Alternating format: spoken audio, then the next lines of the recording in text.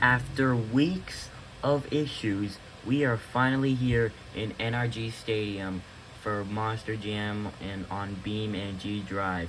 The tour has finally continued, right, and it continues right here in my hometown of Houston, Texas.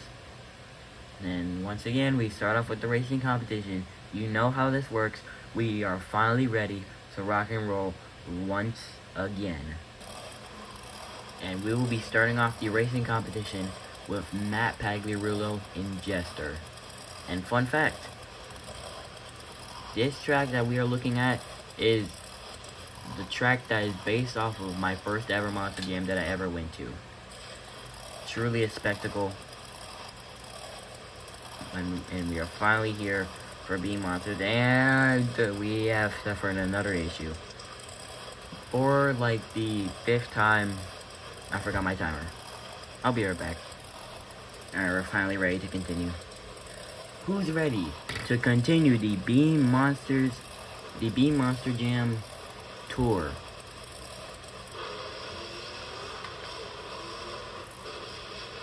Matt Pagliarulo just takes a wide turn.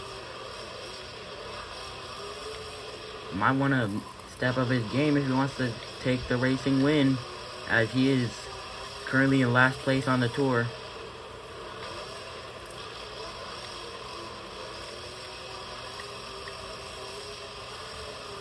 And small issues throughout, but he gets a 25.01. The racing competition continues with Mike Pagliarulo and Excalibur.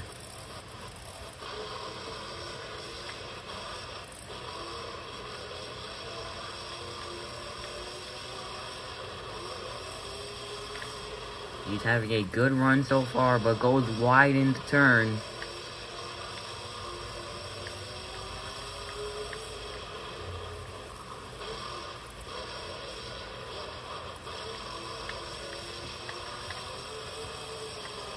And it'll be a time of 26.03. Not the best time, but still not too bad. Our next driver up is Colvanon the Black Pearl.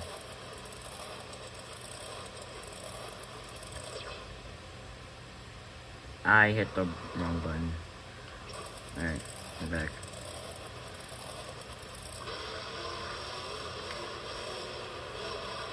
What's a Monster Jam show without its issues?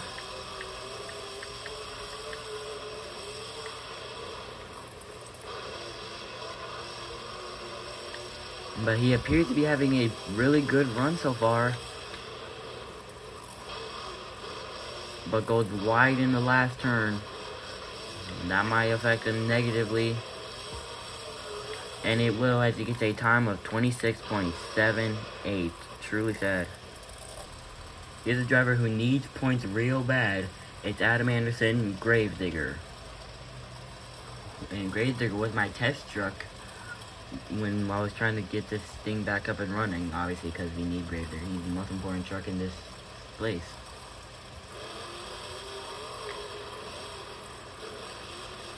Can Adam Anderson get a good time to make it to the World Finals?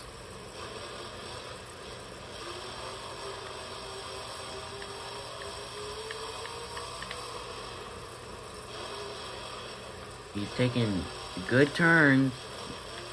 Are they good enough? Not quite, as he gets a time of 26.08 for Adam Anderson Gravedigger. A guy who needed points, just lost a couple of points. Up next, it's Armando Castro, El Toro Loco.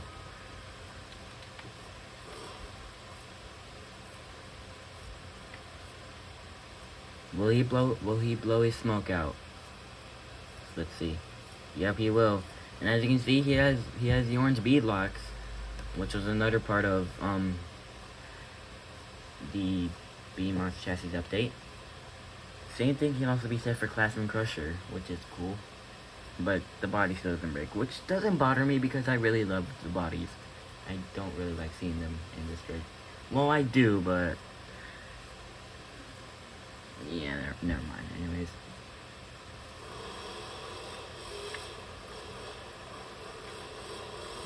Armando takes a wide turn, but can he keep going strong? It always seems like these trucks are going a little bit slower for some reason. But Armando's not having too good of a run so far. Can he make up time?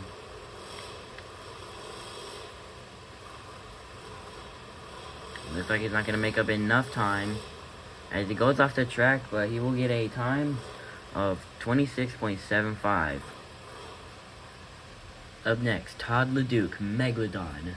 Now, the only thing about Todd is he has been moved to the Beam Monster chassis now. So will that change his driving style? We're about to find out. Oh yeah, props to Todd Leduc for winning his final racing championship in the most controversial of ways, at least in my opinion. Zach Garner, he knew he wasn't gonna be able to win. He should have just given up the spot to John Simmons Jr. internal velocity, even if he wouldn't have won.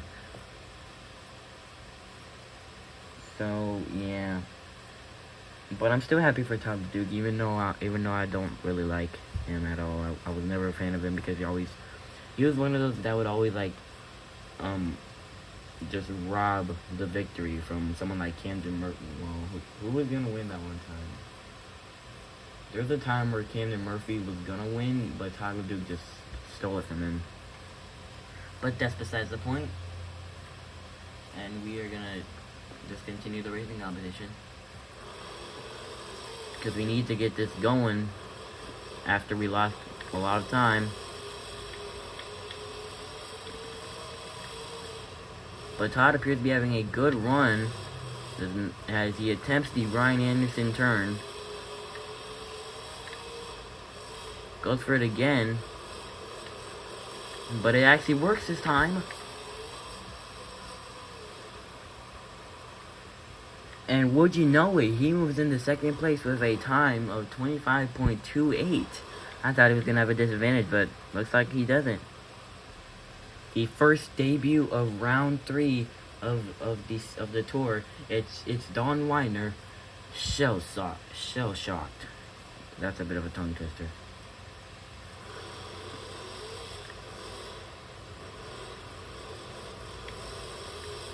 This is a beautiful piece.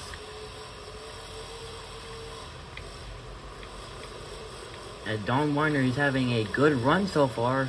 Can he keep it up?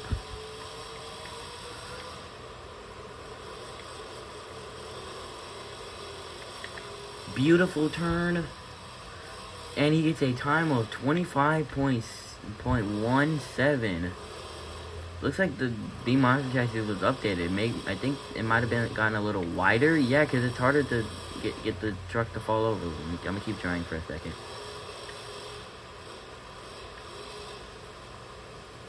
Either that or it's just the dirt that we're on. Yeah, something changed in the Beam Monster chassis. Which is good, because it kind of got annoying of them falling over. I'm debating whether or not I want to live stream season 2 of the BeamNG Monster Jam series. Kind of like Who's Ready for Monster Jam, and you guys get to vote for 2 wheels and freestyle if I do 2 wheels. But for now, I'm not quite sure. But anyways, let's move on with Cynthia Gauthier and Lucas Stabilizer. Hits the car, but does not affect her too much.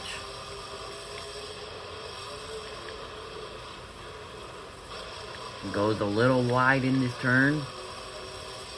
But now she has a straight shot to the finish. As she goes for the Ryan Anderson turn. Kind of sends her off track just a little bit. And another second place run with a time of 25.10. Not enough to take the lead, but will once again take the second place spot. Man, what is going on now? Cynthia does have a racing win over Don Weiner. And so maybe that'll explain why she took the second place spot from him. But anyways, up next, Ryan Anderson, son of a digger, the man who needed points the most, at the beginning of the tour.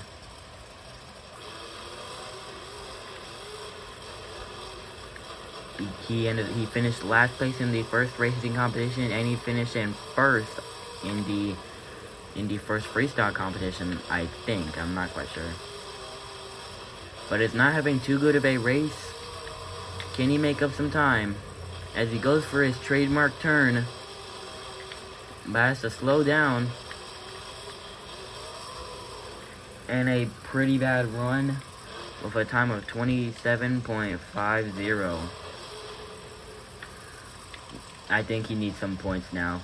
He needs to have a good freestyle run.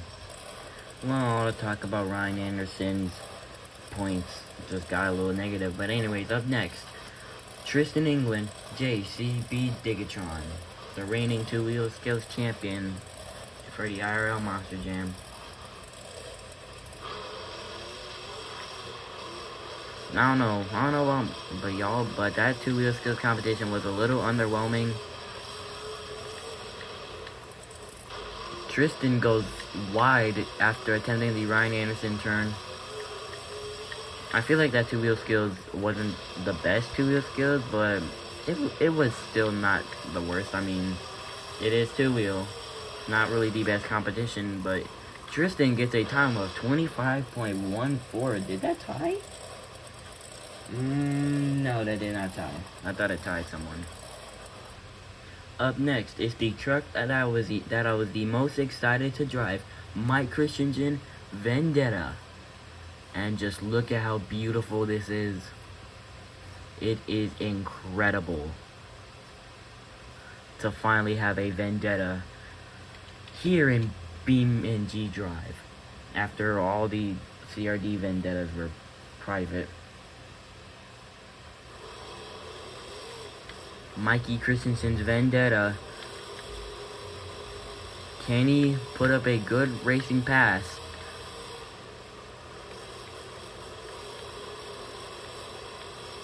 Seems to be having a similar racing pass to his teammate Don Widener. Beautiful turn, but has to slow down. Which will definitely slow down his time. And it'll be a time of 26.88. Truly sad because he is having such a good run. And to end off the racing competition is your points leader, Nick Pagliarulo and Kraken. Can he put up a good racing pass to hold most of his points and stay in the top going into the freestyle competition? Not doing too good so far. Can he make up some time in the straightaway and this final turn? Maybe not, because he went very wide. And it will be a time of 26.05, which means your racing winner is Matt Pagliarulo in Jester. He gets his first competition win of the season, and he needed it because he was in last in the point series.